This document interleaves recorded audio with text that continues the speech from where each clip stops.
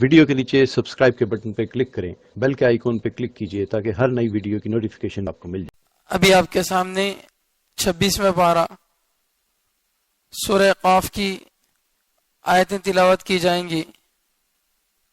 آیت نمبر 24 سے اعوذ باللہ من الشیطان الرجیم بسم اللہ الرحمن الرحیم القیا فی جہنم کل کفار عنید مناع للخیر معتد مریب الذي جعل مع الله إلها آخر فألقياه في العذاب الشديد قال قرينه ربنا ما أطغيته ولكن كان في ضلال بعيد قال لا تختصموا لدي وقد قدمت إليكم بالوعيد ما يبدل القول لدي وما أنا بظلام للعبيد يوم نقول لجهنم هل امتلأت وتقول هل من مزيد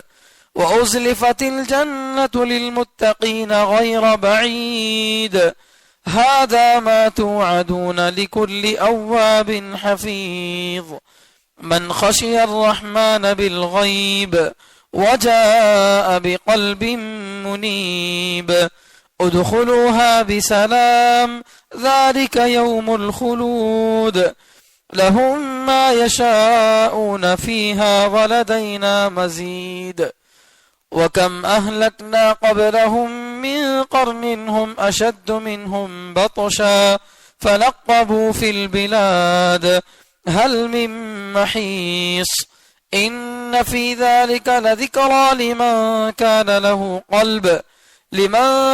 له قلب أو ألقى السمع وهو شهيد ولقد خلقنا السماوات والأرض وما بينهما في 6 أيام وما مسنا من لغوب فاصبر على ما يقولون وسبح بحمد ربك قبل طلوع الشمس وقبل الغروب ومن الليل فسبحه وأدبار السجود صدق اللہ العظیم۔ ابھی جو آیتیں آپ کے سامنے پڑھی گئی ہیں، ان آیتوں کا خلاصہ یہ ہے کہ اللہ تبارک و تعالیٰ نے قیامت کے میدان میں ہر انسان کے ساتھ 2 فرشتوں کو لگایا ہے۔ ایک فرشتہ آدمی کو پیچھے سے ہانک کر لے جائے گا اور دوسرا فرشتہ اس کے نامہ اعمال کو اللہ کے سامنے پیش کرے گا۔ اگر اس کے نامہ اعمال میں گناہ ہوں گے تو اللہ ان فرشتوں سے کہیں گے کہ اس کو جہنم میں ڈال دو۔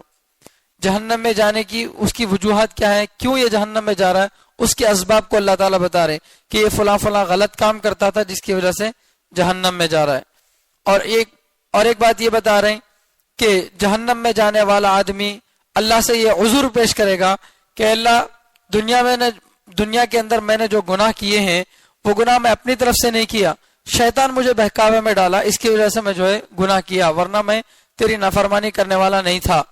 تو شیطان بولے گا اے اللہ ایسی بات نہیں ہے، میں تو اس کو کسی کام پر زبردستی نہیں کیا، میں تو صرف دل میں وسوسہ ڈالا، باقی کام سارے گناہ کی خود اس نے کیے ہیں، تو یہ اس کے پر ڈالے گا، وہ اس کے اوپر ڈالے گا۔ تو اللہ تعالیٰ فرمائیں گے دونوں بچ نہیں سکتے، دونوں کو سزا ملے گی۔ اور پھر اللہ تعالیٰ یہ فرما رہے ہیں کہ جہنم میں اللہ تبارک و تعالیٰ جانے والے جتنے لوگ ہیں سب لوگوں کو جہنم میں ڈالیں گے، جو بھی جہنم میں جانے کے مستحق ہیں، یہاں تک کہ جہنم بھر جائے گی۔ اور دنیا اور آخرت کے درمیان ایک قسم کا پردہ ہے جس کی وجہ سے دنیا میں رہتے ہوئے آخرت ہم کو نظر نہیں آ رہی، قیامت کے دن یہ پردہ ختم ہو جائے گا، جنت اور جہنم نظر آنے لگے گی۔ پھر جنت میں جانے والے لوگوں کی نعمتوں کا اللہ تعالیٰ ذکر کیے ہیں، اللہ تعالیٰ جنت میں جانے والوں کو کیا نعمتیں دیتے ہیں اس کو بتائے ہیں۔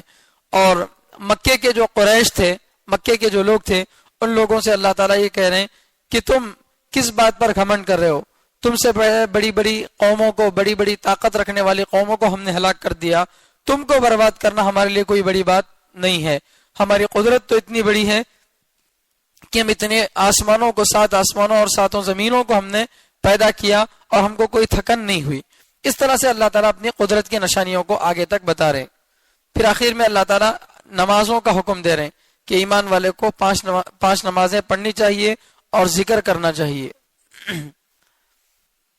دیکھیے ترجمہ، القیا فی جہنم، تم دونوں ڈال دو، القیا تم دونوں ڈال دو، کس سے بول رہے ہیں بات؟ ان دو فرشتوں سے بول رہے ہیں۔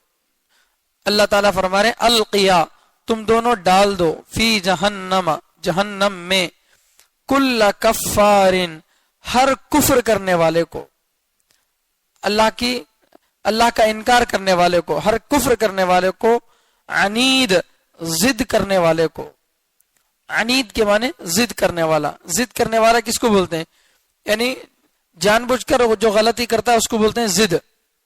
چھوٹے بچے جیسے ضد کرتے ہیں تو اس طرح سے جو ہے ہٹ دھرمی کرنے والا، ضد کرنے والا، ہر کفر کرنے والے، ضد کرنے والے کو جو ہے جہنم میں ڈال دو۔ مناع للخیر، جو بھلائی کے کاموں سے خوب روکنے والا ہے، بھلائی کے کاموں سے خوب روکنے والا ہے۔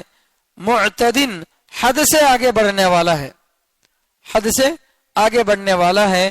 مریب، شک میں ڈالنے والا ہے، لوگوں کے عقیدوں کو خراب کرنے والا ہے۔ الذی جعل مع اللہ الہا آخر، جس نے اللہ کے ساتھ دوسرے معبود بنائے، جس نے اللہ کے ساتھ دوسرے معبود بنائے، یعنی اللہ کو ایک نہیں مانا بلکہ اللہ کے ساتھ دوسروں کو بھی خدا مانا۔ فَأَلْقِيَاهُ، چنانچہ تم دونوں ڈال دو اس کو، فی العذاب الشدید، سخت عذاب میں، تم دونوں اس کو سخت عذاب میں ڈال دو۔ قال قرینہ، تو کہے گا اس کا ساتھی، قرین کے معنی ساتھی، ساتھ میں رہنے والا۔ اس سے پہلے والی آیت میں ایک لفظ آیا تھا اسی طرح سے قرینہ کا، وہاں مراد فرشتہ تھا، اور یہاں قرین سے مراد ہے شیطان۔ قال قرینہ، اس کا ساتھ رہنے والا شیطان کہے گا، ربنا، اے ہمارے رب، ما اطغیتہ، میں نے اس کو سرکشی میں نہیں ڈالا، میں نے اس کو نافرمانی میں نہیں ڈالا، ولیکن کان فی ضلال بعید، لیکن یہ خود دور کی گمراہی میں تھا، یہ خود دور کی گمراہی میں تھا۔ قال، اللہ تعالیٰ کہیں گے، لا تختصموا لدی، میرے سامنے جھگڑا مت کرو، میرے سامنے جھگجھگ مت کرو۔ وقد قدمت الیکم، جبکہ میں پہلے بھیج چکا ہوں تمہاری طرف، بالوعید، وعید کو، جبکہ میں پہلے ہی تمہارے پاس وعید کو بھیج چکا ہوں۔ ما یبدل القول لدی، میرے پاس بات نہیں بدلی جائے گی، یعنی اللہ کے نزدیک بات، فیصلہ نہیں بدلا جائے گا۔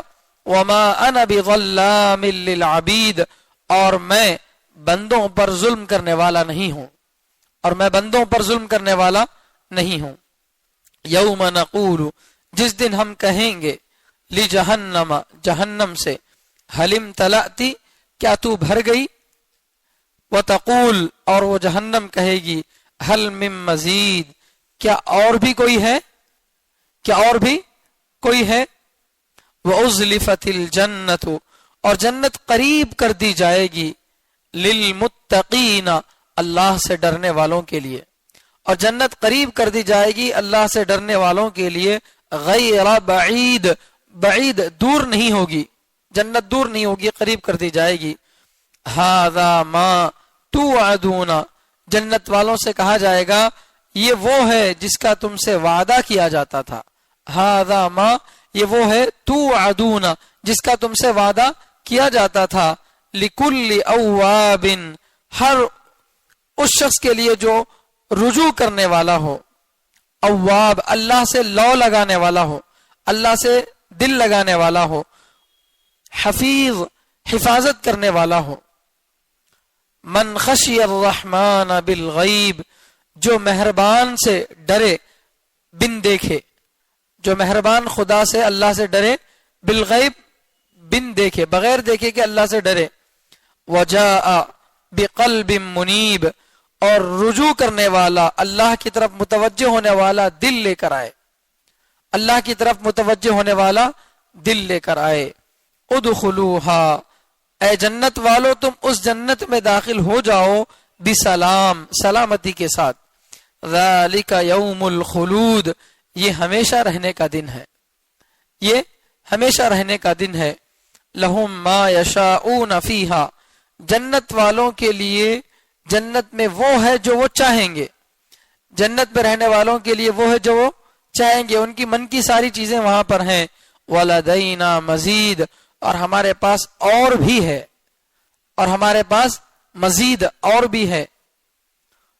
وَكَمْ أَهْلَكْنَا، اور قَبْلَهُمْ مِنْ قَرْنٍ، اور کتنی ہی جماعتوں کو، کتنے ہی امتوں کو ہم نے ان مکے والوں سے پہلے ہلاک کیا۔ کم، کتنے ہی، اہلکنا، ہم نے ہلاک کیا، قبلہم، ان مکے والوں سے پہلے، من قرن، امتوں کو، کتنی ہی امتوں کو ہم نے مکے والوں سے پہلے ہلاک کر دیا۔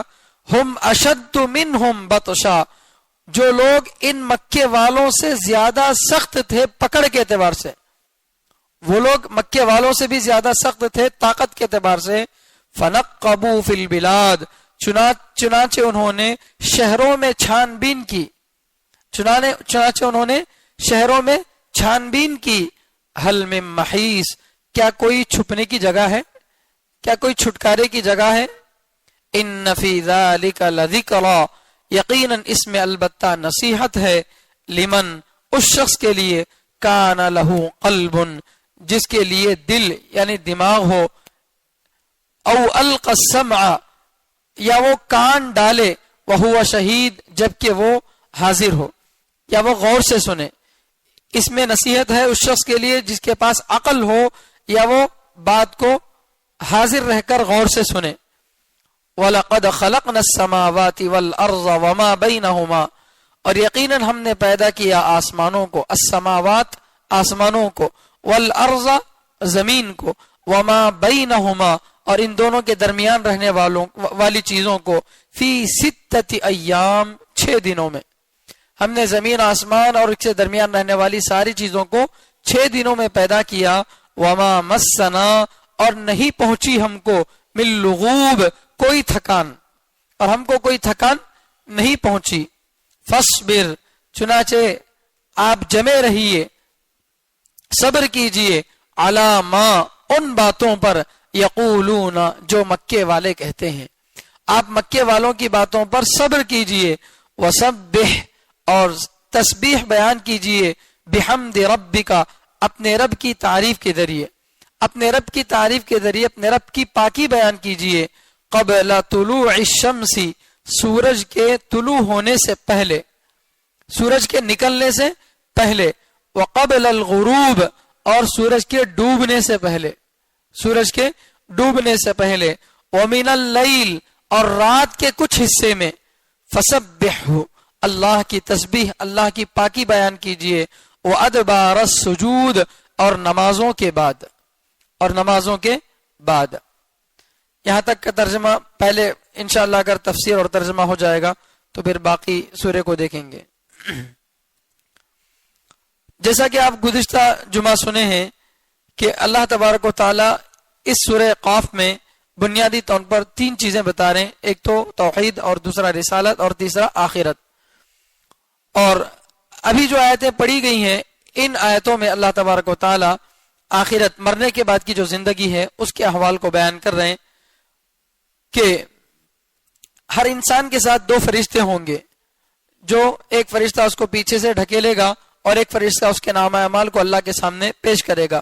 اگر اس کے نامہ اعمال میں گناہ زیادہ ہوں گے تو اللہ کی طرف سے فیصلہ ہوگا، القیا، تم دونوں ڈال دو، فی جہنم، جہنم میں، کل کفار، ہر کفر کرنے والے کو۔ کفر کرنے کا معنی کیا؟ اللہ کا انکار کرنا، اللہ کا انکار کرنا، اللہ کو نہیں مانتا ہے۔ آج کل ایسے ہزاروں لوگ موجود ہیں جو خدا ہی کا انکار کرتے ہیں، اللہ کو ہی نہیں، کسی بھی خدا کو نہیں مانتے، کسی بھی خدا کو نہیں مانتے۔ تو ایسے لوگوں کو اللہ تعالیٰ کیا بدلا دیں گے؟ جہنم میں ڈال کر رکھ دیں گے۔ کل کفارن، ہر کفر کرنے والے کو، عنید، ضد کرنے والے کو۔ یہ جو مکے کے مشرک تھے، ان لوگوں کو قرآن نہیں سمجھ میں آ رہا تھا، یا نبی کی باتیں سمجھ میں نہیں آ رہی تھی، نبی پر بھروسہ نہیں ہو رہا تھا، ایسی کوئی بات نہیں تھی۔ قرآن میں اللہ فرما رہے کہ ان لوگوں کو وما یکذبونک، یہ لوگ آپ کو جھوٹا نہیں کہتے، وَلَكِنَّ الظَّالِمِينَ بِآيَاتِ اللَّهِ يَجْحَدُونَ، لیکن یہ ظالم کیا کرتے ہیں؟ اللہ کی آیتوں کو جان بوجھ کر انکار کرتے ہیں۔ مکے کے جو مشرک تھے، مثلا ابو جہل، اسی کے بارے میں لے لیجئے، کتابوں میں لکھا ہے کہ ابو جہل چھپ چھپ کر نبی کا قرآن سنتا تھا، کھلم کھلا تو روزانہ نبی کے پیچھے پھرتا تھا، اور نبی علیہ السلام کسی کو دعوت دیتے تو نبی علیہ السلام کے پیچھے کہتا تھا کہ یہ جادوگر ہے، نعوذ باللہ، یہ مجنون دیوانہ ہے، ایسی باتیں کہہ کر لوگوں کو قرآن سننے سے روکتا تھا۔ اور جب اللہ کے نبی صلی اللہ علیہ وسلم کعبۃ اللہ میں نماز پڑھتے رہتے تھے تو رات کے وقت میں اندھیرے میں جا کر قرآن سنتا تھا۔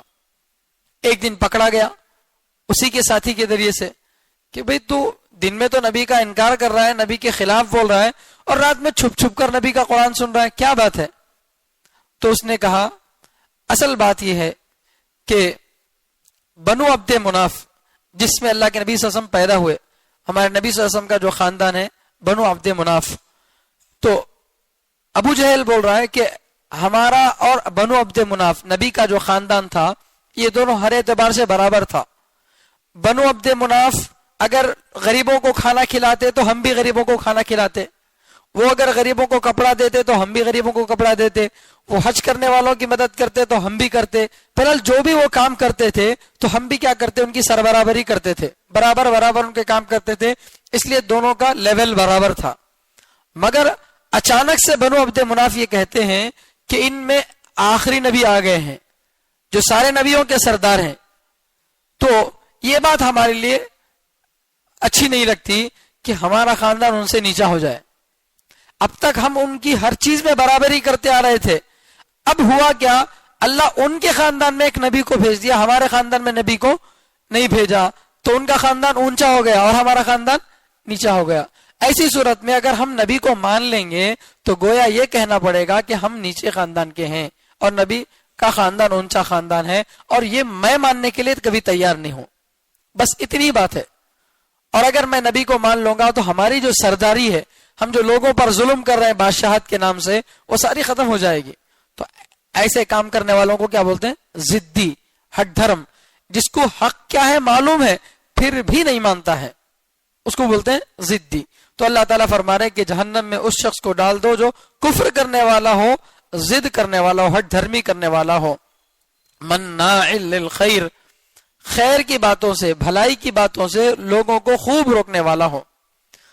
کوئی بھی اچھا کام یا اچھی بات لوگوں کو بتا رہے ہیں تو بیچ میں رکاوٹیں ڈالنے والا، کوئی بھی اچھا کام کریں تو اس میں رکاوٹ ڈالنے والا، یہ ایسے آدمی کو بھی کیا کریں گے؟ جہنم میں ڈالا جائے گا۔ یہاں یاد رکھیں کہ یہ سارے کام کرنے والا ہی جہنم میں نہیں جائے گا، ان میں سے کوئی ایک کام بھی کر رہا تو وہ بھی جہنم میں جا سکتا ہے۔ جہنم میں جانے والے لوگوں کے کام بتائے جا رہے کہ ان کاموں کی وجہ سے اسے جہنم میں ڈالا گیا۔ اگر ہم میں سے نعوذ باللہ کوئی بات ہے، مثلا ہم کوئی آدمی اچھا کام کر رہا ہے تو پھر ہم اس کو کیا کر رہے ہیں؟ اس کے اچھے کام میں رکاوٹ ڈال رہے ہیں، انہیں کیا وہ کرتا سو ہمیں نہیں کرے سرکا، اس کے راستے میں رکاوٹیں پیدا کر رہے ہیں، تو مناعون للخیر بنے۔ اس لیے مناعون للخیر نہیں بننا چاہیے، اسلام سے روکنے میں یا نیک کام کرنے سے روکنے میں ہرگز آدمی کو آگے نہیں آنا چاہیے۔ معتدن، جو حد سے آگے بڑھنے والا ہو، حد سے آگے بڑھنے والا ہو۔ انسان کی ایک حد ہے، اس حد میں رہ کر انسان اپنی عقل کو استعمال کر سکتا ہے، لیکن کچھ چیزیں اس کی عقل سے پار ہوتی ہیں، جہاں اس کی عقل کام نہیں کرتی تو وہاں پر کس کو ماننا ہے؟ اللہ کی طرف سے بھیجی ہوئی وحی کو ماننا ہے۔ تو یہ کیا کرتا ہے؟ جو باتیں اس کی عقل میں آئی اسی کو صحیح مانتا ہے، اور جو باتیں عقل میں نہیں آتی اس کو نہیں مانتا۔ آج کی دنیا کا بڑا مسئلہ یہی ہے، ان کے سامنے آخرت کا بیان کرتے ہیں، جنت جہنم کا تذکرہ کرتے ہیں تو وہ نہیں مانتے۔ ہماری عقلوں میں نہیں آ رہی یہ بات، آسمان کیسے پھٹ جائے گا، یہ زمین کیسے تباہ اور برباد ہو جائے گی، یہ ہماری عقلوں میں نہیں آتا، اس لیے ہم انکار کر رہے ہیں۔ تو حد سے آگے بڑھنے والا جو ہے اس کو بھی جہنم میں ڈالا جائے گا۔ مریب، جو شک میں ڈالنے والا ہو۔ ایک تو یہ ہے کہ آدمی خود شک میں پڑا ہوا ہے، نہیں، یہ تو شک میں پڑا ہوا نہیں بلکہ اوروں کو کیا کرتا ہے؟ شک میں ڈالتا ہے، لوگوں کے عقیدوں کو، لوگوں کے دماغوں کو خراب کرتا ہے، خواہ مخواہ کے وسوسے ڈالتا ہے۔ چنانچہ اگر کوئی بندہ نبی علیہ السلام کے زمانے میں اسلام قبول کر لیتا تو اس کو اس کے سامنے نئے نئے سوالات، عجیب عجیب باتیں پیش کرتے کہ بھئی ایسا مت کرو، اسلام میں ایسا کیوں ہے ویسا کیوں، جیسے آج کل میڈیا کرتی ہے، اسلام کے ایک ایک حکم کو اچھالتی ہے کہ اسلام میں پردہ کیوں رکھا گیا، اسلام میں وہ کیوں رکھا گیا، یہ کیوں رکھا گیا، تاکہ لوگوں کا دماغ اسلام کے بارے میں خراب ہو جائے اور اسلام کی باتوں کو قبول نہ کریں۔ تو مریب جو لوگوں کو شک میں ڈالنے والا ہو، اس کو بھی جہنم میں ڈال دو۔ الذی جعل مع اللہ الہا آخر، جس نے اللہ کے ساتھ دوسرے خدا کو بنا دیا، یعنی شرک کرنے والا ہے، اللہ کو اکیلا نہیں مانتا بلکہ اللہ کے ساتھ دوسرے خداؤں کو بھی مانتا ہے۔ تو یہ 6 کام اللہ بیان کرے: کفر کرنے والا، ضد کرنے والا، بھلائی کے کاموں سے روکنے والا، حد سے آگے بڑھنے والا، شک میں ڈالنے والا اور شرک کرنے والا۔ یہ 6 کام اللہ تعالیٰ بتا رہے ہیں، ان 6 کاموں کی وجہ سے آدمی جہنم میں جائے گا۔ تو ایسے آدمیوں کو جہنم میں ڈال دو۔ فَأَلْقِيَاهُ فِي الْعَذَابِ الشَّدِيدِ، چنانچہ اے فرشتوں تم اس کو سخت عذاب میں ڈال دو، تم اس کو سخت عذاب میں ڈال دو۔ اب جب اللہ تعالیٰ کی طرف سے فیصلہ ہو گیا کہ اسے جہنم میں ڈال دیا جائے، تو اب اللہ کے سامنے عذر پیش کرے گا، بہانے ڈھونڈے گا کہ اے اللہ، میں جو گناہ کیا ہوں، یقیناً میں آپ سے کفر کیا، ہٹ دھرمی کیا، سارے گناہ میں کیا ہوں، اپنے گناہوں کو قبول کرتا ہوں، گناہوں سے انکار نہیں کر سکتا، اس لیے کہ ہر چیز محفوظ ہے وہاں پر، اللہ کے پاس ہر چیز محفوظ ہے، آدمی گناہوں سے انکار نہیں کر سکتا، مگر بہانے بنائے گا۔ گناہ تو میں کیا ہوں مگر وہ جان بوجھ کر نہیں کیا، بلکہ شیطان کے بہکاوے میں آ کر کیا ہوں۔ تو شیطان کہے گا کہ اللہ یہ میرے بہکاوے میں کچھ نہیں آیا، میں تو صرف اس کے دل میں وسوسہ ڈالا، باقی سارا گناہ اسی نے کیا۔ دل میں بات ڈالا کہ بھئی شراب پی لو، ایک دل میں وسوسہ ڈالا بس، اس کے بعد یہ شراب خانے کی طرف اپنے پیروں سے چل کے گیا، اپنے جیب کے پیسے نکال کے دیا، اپنے ہاتھوں سے پیا۔ تو یہ سارے کام تو میں زبردست اس کو نہیں کرایا، شیطان کسی کے دل میں صرف وسوسہ ڈالتا ہے، اس آدمی کو گناہ کرنے پر مجبور نہیں کرتا۔ تو اس کا ذکر قرآن پاک میں 13ویں پارے میں اللہ تعالیٰ فرما رہے ہیں، وقال الشیطان لما قضی الامر، جب فیصلہ ہو جائے گا جنت اور جہنم کا تو شیطان کہے گا ان اللہ وعدکم وعد الحق، کہ اللہ نے تمہارے ساتھ سچا وعدہ کیا تھا، ووعدتکم، اور میں نے بھی وعدہ کیا تھا، فاخلفتکم، مگر میں وعدہ خلاف نکلا۔ اللہ تمہارے ساتھ وعدہ کیے تھے کہ اگر اچھا کام کرو گے تو جنت دوں گا، اور میں تم سے وعدے کیا تھا کچھ بھی نہیں، کچھ بھی کر سکتے ہیں، چلتا کچھ بھی نہیں، اللہ معاف کرنے والے ہیں، ایسا کر کے میں تم سے وعدے کیا تھا، فاخلفتکم، لیکن میں وعدہ خلاف نکلا۔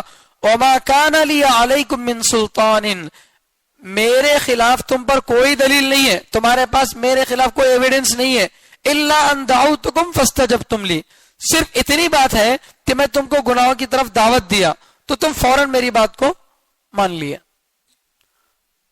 شیطان صاف انکار کر دے گا، وما کان لی علیکم من سلطان الا ان دعوتکم فاستجبتم لی فلا تلومونی، آج کے دن مجھے برا بھلا مت بولو، ولوموا انفسکم، اپنے آپ کو برا بھلا بول لو، ما انا بمصرخکم، میں تم کو زبردستی گناہوں میں ڈالنے والا نہیں تھا۔ تو یہ شیطان اللہ کے سامنے صاف بول دے گا، اے اللہ یقیناً میں اس کے دل میں وسوسے ڈالا ہوں، صرف وسوسہ ڈالا ہوں، گناہ کے خیالات پیدا کیا ہوں، خیال کے بعد سارے کام کرنے والا تو یہی ہے، تو لہذا جہنم میں اس کو جانا چاہیے، مجھے نہیں۔ اور وہ آدمی کیا کرے گا، اے اللہ یہ سارے کام میں کیا ہوں، مگر سبب کون بنا ان سب کے کاموں کا، اس کا وسوسہ، تو وہ بولے گا اے اللہ اسے جہنم میں ڈال، یہ بولے گا اے اللہ اسے جہنم میں ڈال۔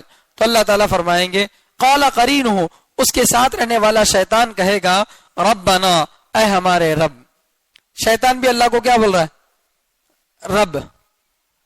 تو سب کا خدا کون ہے، اللہ ہے۔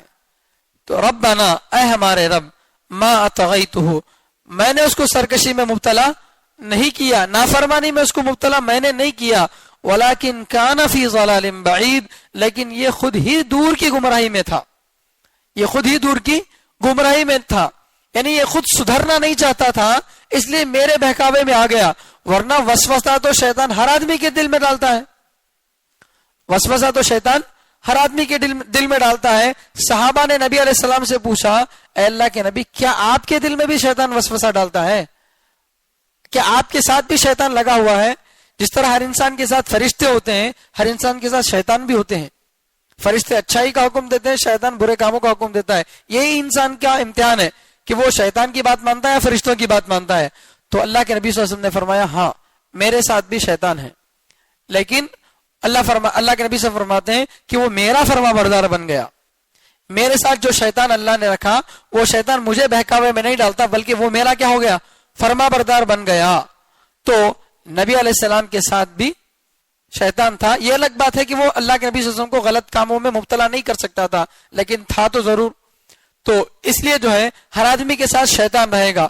وہ شیطان کہے گا کہ یہ آدمی خود ہی دور کی گمراہی میں تھا، اس کی فطرت ہی خراب تھی، اس لیے گناہوں میں پڑ گیا. تو اللہ تعالیٰ ان کی اس بکواس کو سن کر کہیں گے قال، اللہ کہیں گے لا تختصموا لدی، تم میرے سامنے جھگڑا مت کرو، تم میرے سامنے جھگجھگ مت کرو، اس لیے کہ وقد قدمت الیکم بالوعید، میں نے دنیا میں پہلے ہی تمہارے پاس وعید بھیج دی ہے. دنیا میں رہتے ہوئے انسان گنہگار کو بھی معلوم ہے، شیطان کو بھی معلوم ہے.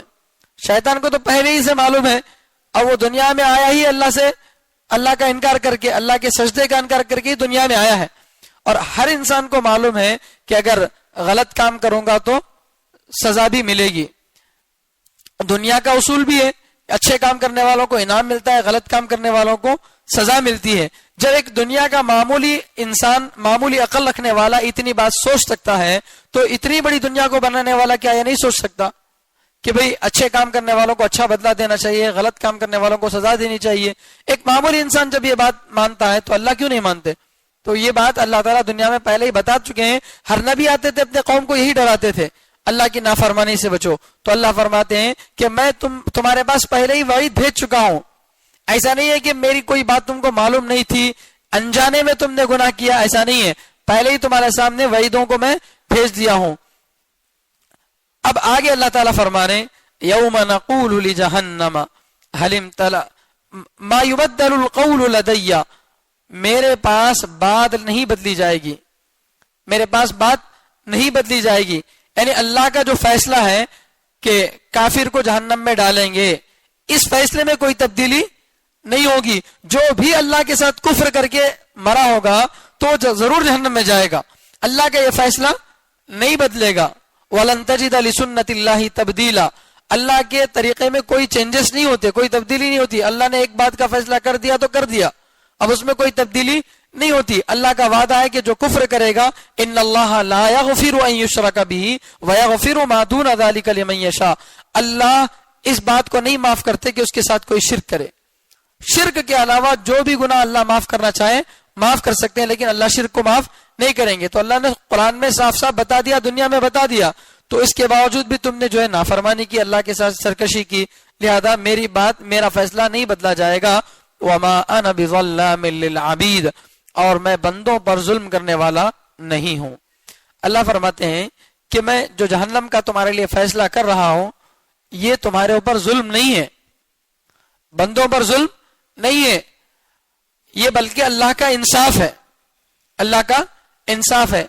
آپ ہی سوچ کر دیکھیے، ایگزام جب ہوتے ہیں، 10th کا، انٹر کا، کسی بھی چیز کا ایگزام ہوتا ہے، تو بچے الگ الگ طرح کے ہوتے ہیں. کچھ بہت زیادہ محنتی ہوتے ہیں، کچھ بالکل سست اور جاہل ہوتے ہیں. تو پڑھنے والا بچہ اپنی نیند کو قربان کر کے، اپنی ہر خواہش کو چھوڑ کر پڑھتا ہے. کیا واسطے؟ کہ اگر میں اچھا پڑھوں گا تو مجھے پاس کیا جائے گا، اور اگر میں نہیں پڑھوں گا تو مجھے فیل کر دیا جائے گا. یہی ڈر ہوتا ہے نا. کام کرنے والا کام کرتا ہے لگن کے ساتھ صبح سے شام تک. کیوں؟ اگر میں کام کروں گا تو مجھے مزدوری ملے گی، نہیں کروں گا تو مزدوری نہیں ملے گی. تو ہر آدمی یہ سمجھتا ہے کہ اچھا کام کروں گا تو مجھے ثواب ملے گا، اچھا بدلہ ملے گا، نہیں کروں گا تو جو ہے مجھے کوئی بدلہ نہیں ملے گا.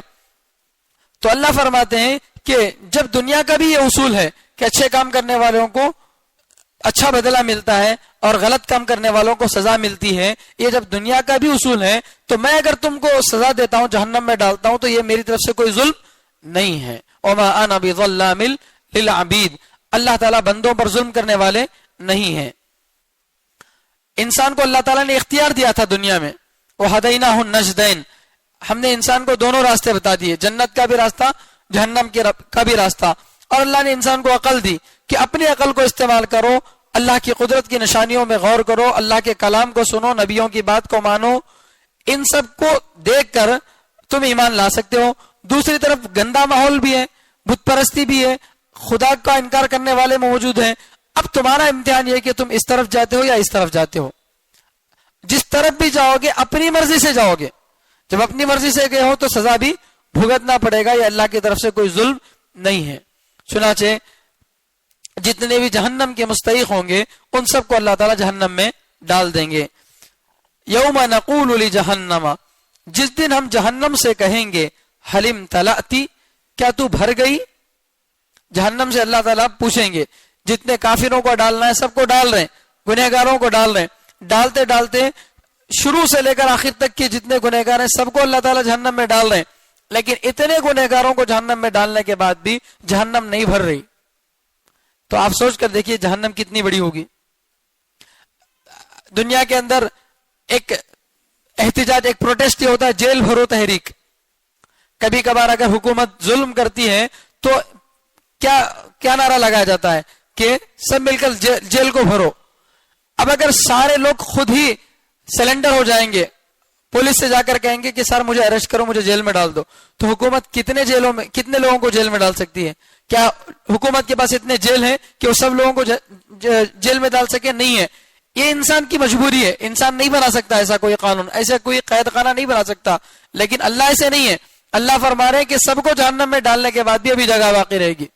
بلکہ دوسری جگہ تبارک الذی میں سورہ ملک میں اللہ تعالیٰ فرما رہے وہی تفور تکاد تمیز من الغیظ، غصے کی وجہ سے جہنم جوش مارے گی، اور اللہ تعالیٰ اس سے پوچھیں گے کیا تو بھر گئی ہے؟ تو غصے میں کہے گی اور بھی ہے کیا؟ تو اللہ تعالیٰ اس صورت میں کیا کریں گے؟ بے گناہ لوگوں کو اس میں ڈال کر جہنم کو نہیں بھریں گے۔ جہنم تو یہ مطالبہ کر رہی کہ اور بھی دو، اللہ تعالیٰ اس سے پوچھ رہے ہیں کیا تو بھر گئی ہے؟ تو اللہ تعالیٰ ایسا نہیں کریں گے نعوذ باللہ کہ بے گناہ لوگوں کو بھی کیا کر دیے؟ جہنم میں ڈال دیے تاکہ جہنم بھر جائے۔ ایسا ظلم اللہ نہیں کریں گے۔ بخاری شریف اور مسلم شریف کی روایت میں آتا ہے کہ اللہ تبارک و تعالیٰ اپنا پیر اٹھا کر جہنم پر رکھیں گے۔ اللہ کا پیر کیسا ہوگا، اللہ کیسے اٹھا کر رکھیں گے، یہ ہم کو اس کی کیفیت نہیں معلوم، بس اس پر ایمان لانا ہے۔ اللہ کا پیر جیسا بھی ہوگا اللہ کی شان کے مطابق ہوگا، ہمارے پیر کی طرح ہونا ضروری نہیں ہے۔ تو بہرحال حدیث میں اتنا آتا ہے کہ اللہ تعالیٰ اپنا پیر اٹھا کے جہنم پہ رکھیں گے تو جہنم بولے گی بس بس بس میں بھر گئی۔ اس طریقے سے اللہ تعالیٰ جہنم کو بھر دیں گے۔ اللہ کا وعدہ ہے لَأَمْلَأَنَّ جَهَنَّمَ مِنَ الْجِنَّةِ وَالنَّاسِ أَجْمَعِينَ، جہنم کو ہم جنات اور لوگوں سے بھر دیں گے۔ تو جتنے مستحق تھے جہنم میں جانے کے سب کو ڈالنے کے بعد بھی جہنم اور لوگوں کا مطالبہ کرے گی، تو اللہ تعالیٰ اس طرح سے کیا کریں گے؟ جہنم کو بھر دیں گے، بے گناہ لوگوں کو ڈال کر نہیں بھریں گے۔ اسی کو اللہ فرما رہے وَمَا أَنَا بِظَلَّامٍ لِّلْعَبِيدِ، میں بندوں پر ظلم کرنے والا نہیں ہوں۔ تو اللہ تعالیٰ جہنم سے پوچھیں گے حلم تلاتی، کیا تو بھر گئی؟ وتقول، اور جہنم کہے گی حل من مزید، کیا اور بھی ہے، یعنی میرے اندر اور بھی گنجائش ہے۔ تو جہنم غصے کی وجہ سے یہ جو ہے بولے گی۔ حدیث میں آتا ہے کہ جہنم جب سانس لیتی ہے تو سردی کے دن آتے ہیں، اور جب سانس چھوڑتی ہے تو گرمی کے دن آتے ہیں۔ جب جہنم سانس چھوڑتی ہے تو سانس چھوڑنے سے گرم ہوا نکلتی ہے نا ناک میں سے، اس طرح سے جب جہنم اپنی سانس چھوڑتی ہے تو دنیا میں گرمی کے دن آتے ہیں، سمر، اور جب جہنم سانس لیتی ہے تو سردی کے دن پیدا ہوتے ہیں۔ سال بھر میں ایک بار سانس لیتی ہے، ایک بار سانس چھوڑتی ہے۔ اس طریقے سے جو ہے جہنم دہکائی جائے گی، اس جہنم کو اللہ تعالیٰ جو ہے بھر دیں گے۔ یہ تو کس کے ساتھ ہوگا؟ جو اللہ کا نافرمان ہوگا، اس کا کیا بدلہ ہے اللہ تعالیٰ بتا دیے۔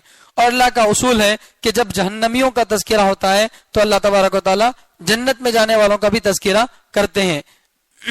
آگے اللہ تعالیٰ جنت کی نعمتوں کو اور جنت میں جانے والوں کو بیان کر رہے ہیں۔ وَأُزْلِفَتِ الْجَنَّةُ لِلْمُتَّقِينَ غَيْرَ بَعِيدٍ، اور جنت قریب کر دی جائے گی اللہ سے ڈرنے والوں کے لیے، غیر بعید، دور نہیں ہوگی، غیر بعید، دور نہیں ہوگی۔ اس کا مطلب یہ ہے کہ دیکھیے دنیا دو طرح کی ہے، ایک یہ دنیا جس میں ہم رہ رہے ہیں، اور ایک آخرت کی دنیا۔ ان دونوں دنیا کے درمیان ایک بہت موٹا سا پردہ ہے. سمجھنے کے لیے بتا رہا ہوں, ایک موٹے قسم کا پردہ ہے جس کی وجہ سے ادھر کی کوئی چیز ادھر سے کوئی چیز ادھر نظر نہیں آتی. دنیا میں رہ کر اگر آدمی آخرت کی کوئی چیز دیکھنا چاہے تو نہیں دیکھ سکتا, لیکن اس کا الٹا ہو سکتا ہے. اس کا الٹا ہو سکتا ہے. دنیا میں رہ کر کوئی آدمی آخرت کا منظر نہیں دیکھ سکتا, جنت اور جہنم کو نہیں دیکھ سکتا, لیکن جنت میں رہ کر اب بھی وہاں کے لوگ دنیا کو دیکھ سکتے ہیں. ایسا کیسا؟ پردہ اگر بیچ میں ہے تو ادھر بھی نظر نہیں آنا, ادھر بھی نظر نہیں آنا, نا ایک طرف سے نظر آ رہا, ایک طرف سے نظر نہیں آ رہا. یہ کوئی مشکل بات نہیں. آج کے زمانے میں کار کے اینک کو کالا جو ہے یہ لگا دیتے ہیں, پلاسٹک وغیرہ لگا دیتے ہیں, تو کار میں بیٹھے ہوئے آدمی کو باہر والے نظر آتے ہیں, لیکن باہر والے کو کار میں اندر بیٹھا ہوا آدمی نظر نہیں آتا. یہ ٹیکنالوجی انسان استعمال کرتا ہے, اللہ کے لیے کیا مشکل بات ہے. تو حدیث میں آتا ہے کہ جنت کی حوریں, دنیا میں اگر کسی نیک مسلمان آدمی کو اس کی بیوی تنگ کرتی ہے تو جنت کی حوریں کہتی ہیں تیرا ستیہ ناش ہو, یہ تو تیرے پاس امانت کے طور پر ہے, یہ میرے پاس آئے گا, یہ میرا شوہر بنے گا, اسے مت ستا. ہم کو جو جنت میں حوریں ملنے والی ہے وہ ابھی دیکھ رہی ہے کہ ہم کیا کر رہے ہیں, اور اگر ہم کو کوئی ناحق ستاتی ہے تو وہ جنت کی حور جو ہے اسے کوستی ہے کہ ایسا مت کر, یہ میرا شوہر ہے, یہ دنیا میں کچھ دنوں کے لیے تیرے پاس ہے, یہ مرنے کے بعد میرے پاس آئے گا. اس طرح کی اور بھی حدیثیں ہیں جس سے معلوم ہوتا ہے کہ ادھر والے ادھر کا منظر دیکھ سکتے ہیں, لیکن ادھر والے ادھر کا منظر نہیں دیکھ سکتے. تو بہرحال میں یہ بتا رہا تھا کہ دو دنیا ہے, ایک جس دنیا میں ہم رہ رہے ہیں اور ایک آخرت کی دنیا ہے. جس طرح ہماری اس دنیا کا ایک نظام ہے, سورج نکلتا ہے, چاند نکلتا ہے, صبح شام کا, سردی گرمی کا ایک موسم جس طرح سے یہاں پر چل رہا ہے, آخرت میں بھی اسی طریقے سے ایک دنیا باقی ہے. جس طرح ہے ایک نظام چل رہا ہے اسی طرح سے وہاں بھی نظام چل رہا ہے, لیکن وہ ابھی وہ خالی ہے, وہ دنیا ابھی خالی ہے. ظاہر بات ہے اللہ تعالیٰ اس کو خالی رکھنے کے لیے تو نہیں بنائے ہوں گے. اس دنیا کو اللہ اس لیے بنا ہے کہ یہاں کے سب لوگوں کو وہاں شفٹ کرنا ہے, یہاں کے سب لوگوں کو وہاں شفٹ کرنا ہے. تو دنیا میں رہتے ہوئے ان دونوں دنیا کے درمیان ایک موٹے قسم کا پردہ ہے جس سے یہاں رہنے والوں کو ادھر کا کوئی منظر نظر نہیں آتا. لیکن آدمی جیسے ہی مر کر قبر میں جاتا ہے تو یہ جو پردہ بہت موٹا تھا اب وہ پردہ ہلکا ہو جائے گا, جس سے جہنم اور جنت کا کچھ منظر نظر آنے لگے گا. کب؟ قبر میں جانے کے بعد. اسی کو حدیث میں بتایا گیا کہ اگر کوئی نیک آدمی قبر میں جاتا ہے تو اس کے لیے جنت کی کھڑکی کھول دی جاتی ہے. کوئی جہنمی جو ہے دوزخ قبر میں جاتا ہے تو دوزخ کی طرف سے اونٹ جیسے بڑے بڑے انگارے اس کی قبر میں آتے ہیں, اونٹ کے اتنے بڑے بڑے چنگاریاں اس کی قبر میں آتی ہیں. تو اس کا کیا مطلب ہے کہ قبر میں جانے کے بعد آدمی کو پورا یقین ہو جاتا ہے کہ آخرت ہے. قبر میں جانے کے بعد آدمی کو پورا یقین ہو جاتا ہے کہ آخرت ہے. کیوں؟ اس لیے کہ درمیان کا جو پردہ تھا اب وہ بہت زیادہ موٹا نہیں رہا, پتلا ہو گیا. پتلے پردے کے اس پار کی کچھ چیزیں نظر آ جاتی ہیں, لیکن قیامت کا جب میدان قائم ہوگا تو وہ پردہ ہٹ جائے گا, وہ پردہ ہٹ جائے گا. وَأُزْلِفَتِ الْجَنَّةُ لِلْمُتَّقِينَ غَيْرَ بَعِيدٍ. اللہ تعالیٰ فرما رہے ہیں کہ جنت کو قریب کر دیا جائے گا. اور ایک جگہ فرما رہے وَبُرِّزَتِ الْجَحِيمُ لِلْغَاوِينَ. سرکشی کرنے والے, نافرمانی کرنے والوں کے لیے جہنم ظاہر کر دی جائے گی, نیک لوگوں کو جنت دکھائی جائے گی. ابھی ہم اپنے اعمال کا حساب دینے کے لیے کھڑے ہوں گے. اگر ہمارے لیے اللہ نے جنت رکھی ہے تو ہم کو جنت نظر آنے لگے گی. کہاں سے؟ حشر کے میدان ہی سے جنت نظر آنے لگے گی. کیا واسطے؟ تاکہ آدمی کو جنت میں جانے کا شوق زیادہ ہو جائے. اور اسی طرح جو گنہگار ہوگا اس کو حشر کے میدان ہی سے جہنم نظر آنے لگے گی تاکہ اس کی بے چینی میں اضافہ ہو. ابھی جہنم میں گیا بھی نہیں, بے چینی شروع. تو اس طرح سے جو ہے اللہ تعالیٰ دونوں کے درمیان کا پردہ ختم کر دیں گے. اسی کو اللہ تعالیٰ فرما رہے ہیں جنت قریب کر دی جائے گی. قریب کر دی جائے گی مطلب جنت کو نزدیک لایا جائے گا نہیں, جنت تو اپنی جگہ ہوگی, درمیان کا جو پردہ ہے وہ ہٹ جائے گا. تو ایسا محسوس ہوگا گویا جنت قریب آ گئی ہے. جنت قریب کر دی جائے گی متقیوں کے لیے, اللہ سے ڈرنے والوں کے لیے, غیر بعید, وہ دور نہیں ہوگی. اور جب جنت نظر آئے گی ایمان والوں کو، اللہ سے ڈرنے والوں کو، تو فرشتے کہیں گے ھذا ما، یہ وہ جنت ہے توعدون، جس کا تم سے وعدہ کیا جاتا تھا۔ اب ہم درس قرآن میں بیٹھے ہیں، دین کی بات میں بیٹھتے ہیں، بیانوں میں بیٹھتے ہیں، تو ہر مرتبہ جنت کا تذکرہ آتا ہے، اللہ سے ڈرنے کا تذکرہ آتا ہے، تو ہم اللہ سے ڈر رہے ہیں، اللہ کے حکام پر چل رہے ہیں، کیا واسطے؟ کہ ان کے بدلے اللہ تعالیٰ ہم کو کیا کریں گے؟ جنت دیں گے۔ تو دنیا میں جس کا وعدہ ہم سنتے رہے تھے، اللہ تبارک و تعالیٰ اس دن میدان حشر میں رہ کر ہی ہم کو جنت دکھا دیں گے، اسی چیز کا تم سے وعدہ کیا جاتا تھا۔ ھذا ما توعدون لکل اواب حفیظ، جہنم میں جانے والے لوگوں کی 6 عادتیں اللہ تعالیٰ بتائے تھے، کفر کرنے والا، ضد کرنے والا، وغیرہ وغیرہ۔ اب جنت میں جانے والے لوگوں کی 4 خوبیاں بیان کر رہے ہیں۔ جنت میں کس قسم کا آدمی جائے گا، 4 خوبیاں بیان کر رہے ہیں۔ کوشش کریں کہ اللہ ہمارے اندر 4 خوبیاں داخل کر دیں۔ لکل اواب، جنت کا جو وعدہ کیا جا رہا ہے، لکل اواب، ہر اس شخص کے لیے جو اللہ کی طرف متوجہ ہونے والا ہو۔ اواب، اللہ سے لو لگانے والا، اللہ سے لو لگانے والا، یعنی ہر وقت اللہ کی یاد اس کے ذہن میں ہے، اٹھتے بیٹھتے ہر وقت وہ اللہ کی یاد کرتا ہے۔ مجلس میں بیٹھا ہے، اللہ کو یاد کر رہا ہے، مجلس ختم ہو رہی ہے، سبحان اللہ و بحمدہ، سبحانک اللہم و بحمدک، استغفر اللہ، یہ اس طرح کی جو دعائیں حدیث میں آتی ہیں، یہ اس طرح کی دعاؤں کو پڑھتا ہے کہ میں اگر اٹھ رہا ہوں تو بھی اللہ کے نام سے، بیٹھ رہا ہوں تو بھی اللہ کے نام سے، اپنے ہر کام میں، صبح ہوتی ہے فجر کی نماز پڑھ لیا، پھر اشراق پڑھ رہا ہے، اس طرح سے نفل نمازوں کے ذریعے سے اور اچھے کاموں کے ذریعے سے وہ کیا کرتا ہے؟ اواب، اللہ سے لو لگاتا ہے، اللہ سے دل لگاتا ہے۔ لکل اواب، جو اللہ سے لو لگانے والا ہو۔ حفیظ، جو حفاظت کرنے والا ہو۔ حفاظت کرنے والا ہو یعنی اللہ کے جو احکام اللہ نے انسان کو دیے ہیں، ان احکام کی کیا کرتا ہے؟ وہ حفاظت کرتا ہے۔ اللہ بولے کہ بھئی 5 وقت کی نمازیں پڑھنا ہے، تو اللہ کے اس حکم کی حفاظت کرتا ہے، اللہ کے اس حکم کی حفاظت کرتا ہے، اللہ کے احکام کی خلاف ورزی نہیں کرتا۔ یا اس کا دوسرا مطلب یہ بتایا ہے علماء نے، حفیظ کا معنی ہے یاد رکھنے والا۔ تو جنت کا وعدہ کس سے کیا جا رہا ہے؟ ایک تو اس شخص سے جو اللہ سے لو لگائے، اللہ سے اپنا دل لگائے، اور دوسرا جو یاد رکھنے والا ہو۔ کس کو یاد رکھنے والا ہو؟ اپنے گناہوں کو، اپنے گناہوں کو یاد رکھے۔ آدمی اگر گناہوں کو یاد رکھے گا تو توبہ کی اس کو توفیق ہوگی، اور اس کا دل متواضع ہوگا، اس کے دل میں تواضع آئے گا، گھمنڈ نہیں آئے گا۔ ارے میں گنہگار انسان ہوں، اسی لیے اللہ کے نبی صلی اللہ علیہ وسلم فرماتے ہیں اللہم اجعلنی فی عینی صغیرہ وفی اعین الناس کبیرہ، اللہ مجھے اپنی نگاہ میں چھوٹا بنا کر رکھ، لوگوں کی نگاہ میں بڑا بنا کر رکھ۔ تو وہ ہر وقت اپنے آپ کو کیا سمجھتا ہے؟ کہ میں گنہگار ہوں، میں چھوٹا انسان ہوں۔ اس طرح سے جو ہے اپنے گناہوں کو یاد رکھنے والا ہو، اس شخص کے لیے جو ہے جنت کا وعدہ کیا جا رہا ہے۔ من خشی الرحمن بالغیب، جو اللہ سے ڈرنے والا ہو بن دیکھے، اللہ کو کسی نے نہیں دیکھا مگر اللہ سے ڈر رہے۔ تو اللہ کو دیکھ کر ڈرنا یہ ایمان نہیں ہے۔ اللہ کو جب دیکھ لیں گے، جنت میں جانے والے لوگ جمعہ کو اللہ تعالیٰ کو دیکھیں گے، اللہ کا دیدار کریں گے، اس وقت ڈرنے کا کوئی فائدہ نہیں ہے، اس لیے کہ اللہ نظر آ رہے ہیں۔ ایمان بولتے ہی اس کو جو غیب پر ایمان لائے، بغیر دیکھے ایمان لانا۔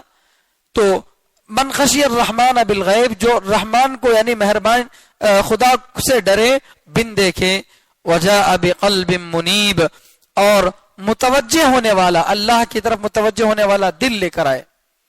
اس آدمی کا دل ایسا ہو جو ہر وقت اللہ کی طرف متوجہ ہو، ایسا دل جو لے کے آتا ہے، ایسے آدمی کو اللہ تعالیٰ کیا کریں گے؟ جنت میں داخل کریں گے۔ اور جنت میں جانے والوں سے اللہ تعالیٰ فرمائیں گے ادخلوها بسلام، جنت میں سلامتی کے ساتھ داخل ہو جاؤ۔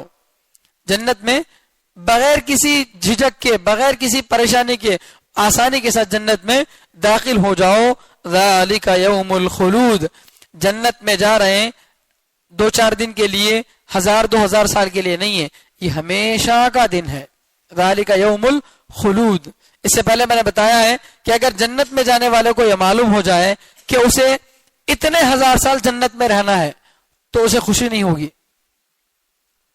اگر مان لو 1 کروڑ سال جنت میں رہنا ہے، 1 کروڑ سال اگر جنت میں رہنا ہے معلوم ہو جائے تو جنت میں جانے والے کو خوشی نہیں ہوگی. کیوں؟ 1 کروڑ سال کسی نہ کسی وقت ختم تو ہو جائیں گے نا، پھر اس کے بعد آدمی کو فکر ہوگی. اور اگر جہنم میں جانے والوں کو یہ معلوم ہو جائے کہ تجھے اتنے ہزاروں سال جو ہے جہنم میں رہنا ہے، وہ خوش ہو جائے گا.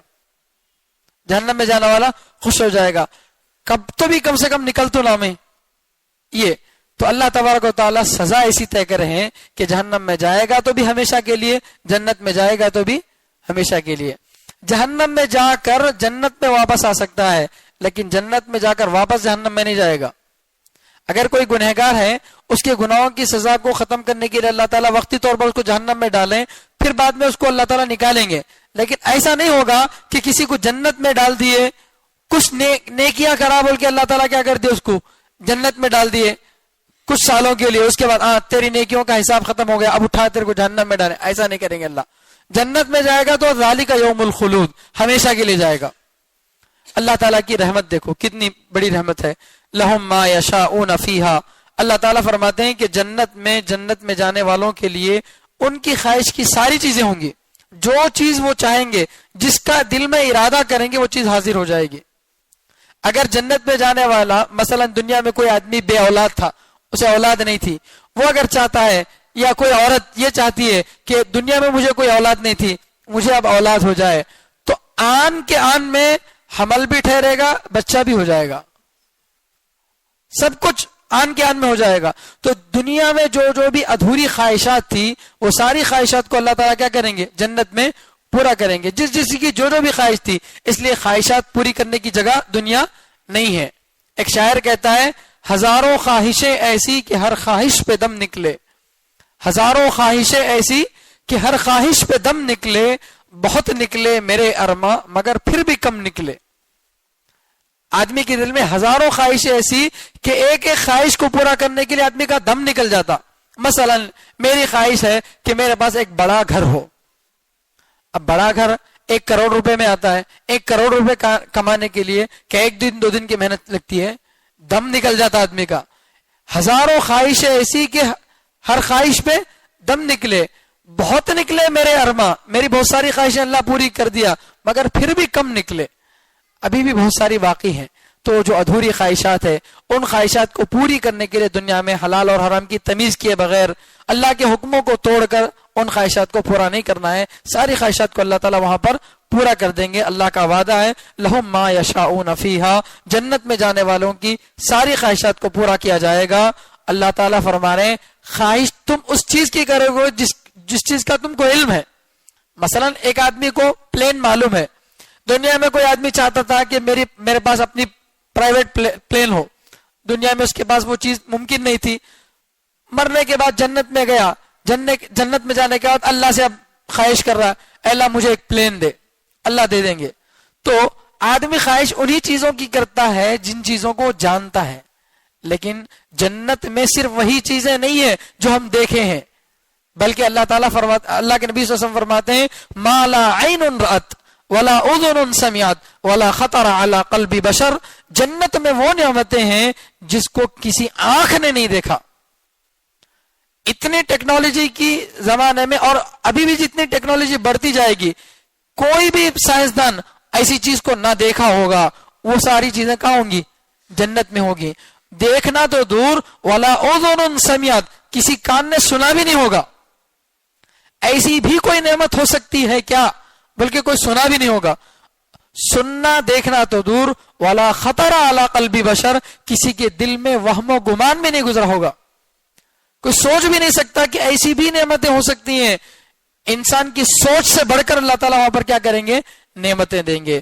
تو اللہ تعالیٰ انسان کی خواہشات کو پوچھ کر پورا کریں گے.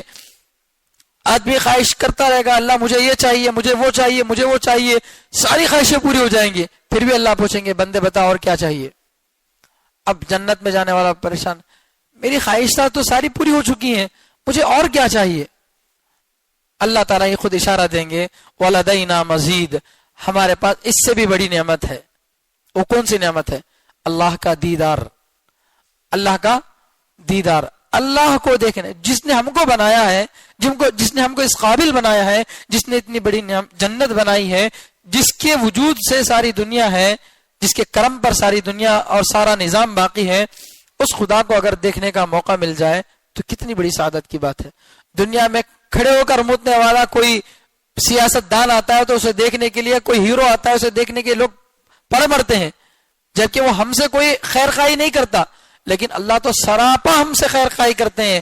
اس اللہ کو اگر دیکھنا نصیب ہو جائے تو کتنی خوش قسمتی کی بات ہے۔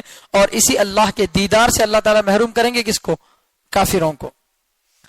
کافروں کو جہنم میں جلنا اتنی بڑی سزا نہیں ہے، ان کو اللہ جہنم میں کیسا جلاتے جلان دے، لیکن وہ درخواست یہ کریں گے کہ ایک مرتبہ اللہ آپ کا دیدار ہو جائے، اللہ کے دیدار کو ترسیں گے، لیکن اللہ ان کو اپنا دیدار نہیں کرائیں گے۔ اور جنت میں جانے والوں کو انشاءاللہ اللہ اپنا دیدار کرائیں گے۔ اللہ تعالی ہم سب کو اپنا دیدار نصیب فرمائے۔ وَلَدَيْنَا مزید، ہمارے پاس اس سے بھی بڑی نعمتیں ہیں۔ وَكَمْ أَهْلَكْنَا قَبْلَهُمْ مِنْ قَرْنٍ، اللہ تعالیٰ فرما رہے ہیں کہ مکے کے جو قریش ہے یہ اللہ تعالیٰ کی نافرمانی پر تلے ہوئے ہیں اور نبی علیہ السلام کا انکار کر رہے ہیں۔ کیا یہ انکار کر کے، نافرمانی کر کے بچ جائیں گے؟ نہیں بچ سکتے۔ کم اہلکنا قبلہم من قرن، ہم نے ان سے پہلے کتنی ہی جماعتوں کو ہلاک کر دیا، بڑی بڑی قوم عاد، قوم ثمود، فرعون، اس سے پہلے آیا ہے نا گزشتہ جمعہ کہ کتنی قوموں کا اللہ تعالیٰ نام لے کر بتایا کہ ان سب کو ہم نے کیا کیا؟ ہلاک کر دیا۔ ہم اشد منہم بطشا، وہ لوگ ان مکے والوں سے زیادہ طاقت والے تھے، ان مکے والوں سے زیادہ طاقت والے تھے۔ قد، اونچائی کے اندر بھی، طاقت میں بھی، مال میں بھی، ہر چیز میں ان سے بڑے ہوئے تھے۔ فنقبوا فی البلاد، انہوں نے شہروں میں چھان بین کر دی۔ اس سے پہلے کے لوگوں نے شہروں میں کیا کر دی؟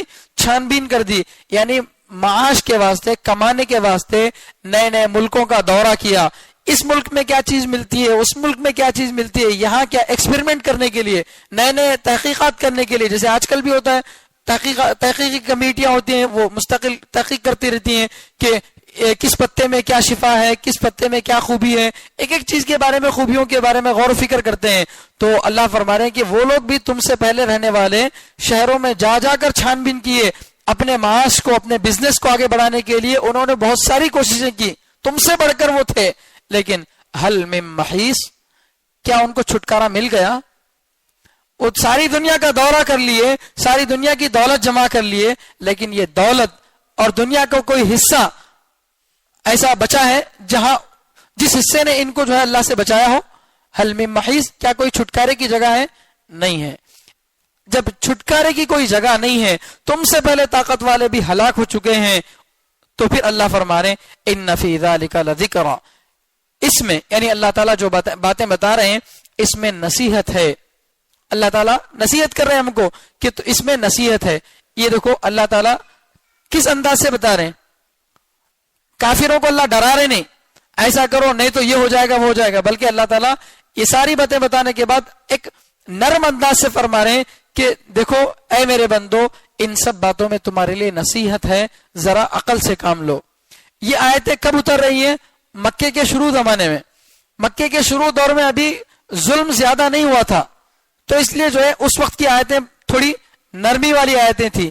جو مکے کا دور آگے بڑھتا گیا، ظلم و ستم بڑھتا گیا، پھر اس وقت کی جو آیتیں ہیں وہ ذرا دھمکیوں والی آیتیں ہیں۔ ابھی زیادہ کوئی دھمکی والی آیت اللہ استعمال نہیں کر رہے، اس لیے کہ یہ شروع زمانے کا سورہ ہے۔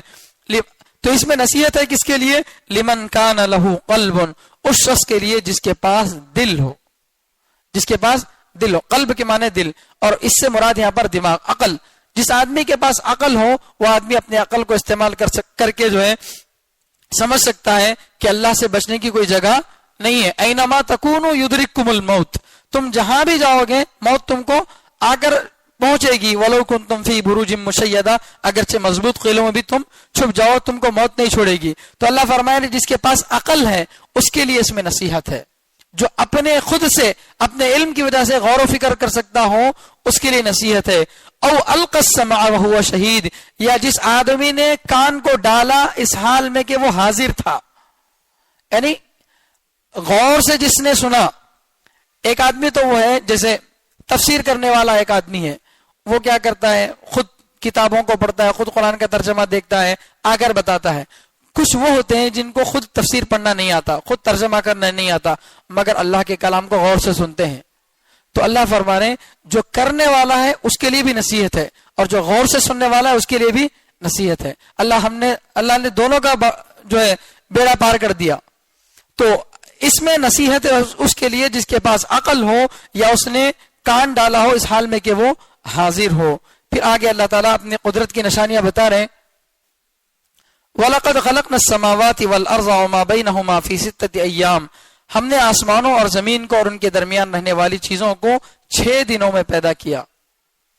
آسمان اور زمین، 7 آسمان 7 زمین، اور ان کے درمیان رہنے والا نظام، سورج کا نکلنا، چاند کا نکلنا، پودوں کا اگنا، بارش کا نظام، یہ سارا نظام اللہ تعالیٰ نے کتنے دنوں میں بنایا؟ 6 دن کے مسافت میں. 6 دن کے لیے کتنا وقت چاہیے؟ ایک دن میں 24 گھنٹے. تو اس اعتبار سے 6 دن کے جتنے گھنٹے بنتے ہیں اتنی وقت میں، اتنی دیر میں اللہ نے کیا کیا؟ پوری دنیا کو، پوری کائنات کو بنا دیا. کوئی دنیا کا گاؤنڈا بنا سکتا ہے؟ 6 دن میں گھر نہیں بنا سکتا آدمی. اللہ نے اتنی بڑی دنیا کو، اتنے بڑے نظام کو اللہ نے کیا کر دیا؟ 6 دن میں بنا دیا. یہاں ایک سوال پیدا ہو سکتا ہے. سوال یہ ہے کہ اللہ کو 6 دن کیوں لگے؟ بھئی ہم کمزور ہیں، ہم کو بنانے کے لیے وقت لگتا ہے، ہم کو ہر کام اپنے ہاتھ سے کرنا پڑتا، مگر اللہ تعالیٰ اذا اراد شیئا ان یقول له کن فیکون، اللہ اگر کسی چیز کو کرنا چاہے تو خالی کیا کرتے ہیں؟ ارادہ کرتے ہیں، فلاں چیز ہو جا تو چیز ہو جاتی ہے. تو اللہ کا صرف ارادہ کافی تھا. اللہ صرف ارادہ کر لیتے کہ دنیا بن جائے تو دنیا بن جاتی. اللہ کو دنیا بنانے کے لیے 6 دن کی کیا ضرورت ہے؟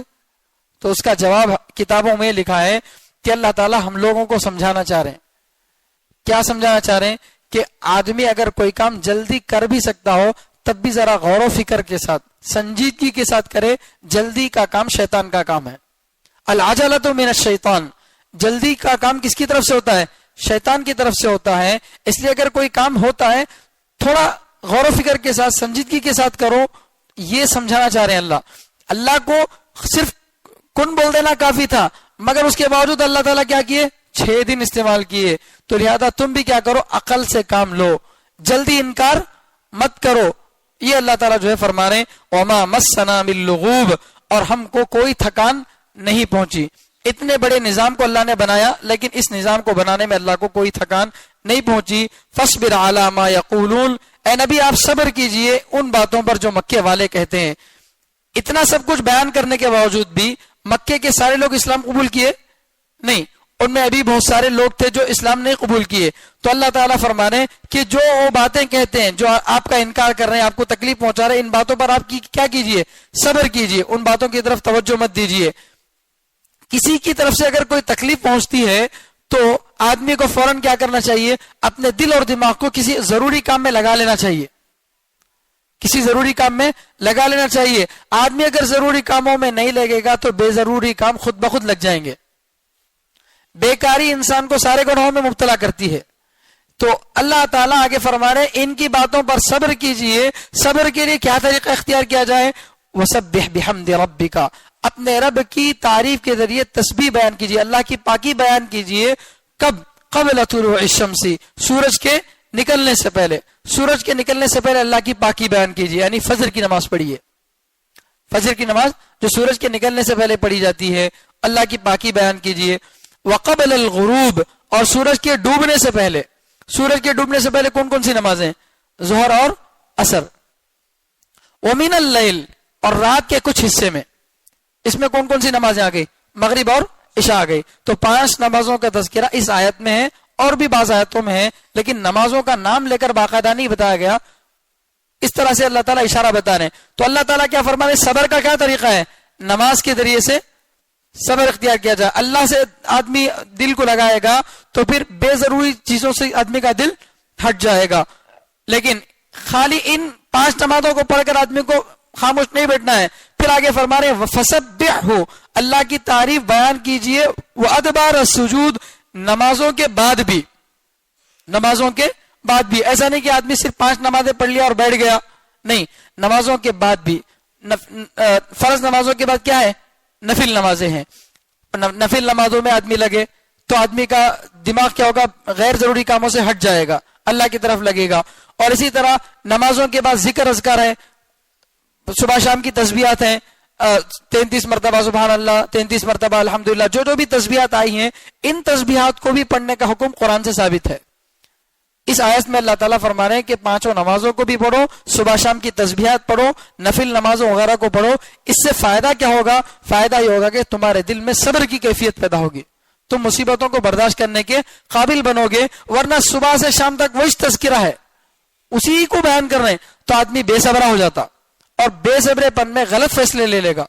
تو اس لیے اللہ تعالیٰ جو ہے صبر کا حکم دیتے ہوئے صبر کا طریقہ بھی بتانے کہ کس طرح سے صبر کیا جائے. اللہ تعالیٰ سے دعا ہے